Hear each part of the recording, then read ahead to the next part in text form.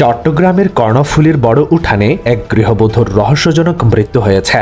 নিহতের নাম জয়নাব বেগম। মৃত্যুকালে তার বয়স ছিল ২৫ বছর। আজ মঙ্গলবার বিকেল ৩টার দিকে উপজেলার বড় উঠান ইউনিয়নের জাগিরপাড়ায় শ্বশুরবাড়ি থেকে তার মরদেহ উদ্ধার করে পুলিশ।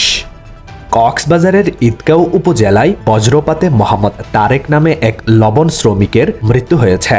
মঙ্গলবার সকাল ৫:৩০টার দিকে উপজেলার পোকখালী ইউনিয়নের পশ্চিম গোমাতলী চরপাড়া গ্রামে এই ঘটনা ঘটে। চট্টগ্রামের বাঁশখালীতে অজ্ঞাত এক ব্যক্তির লাশ উদ্ধার করা হয়েছে। মঙ্গলবার সকালে উপজেলার ছনুয়া ইউনিয়নের ৮ নং ওয়ার্ড কুতুবখালী বেড়িবাঁধ এলাকা থেকে লাশটি উদ্ধার করে পুলিশ।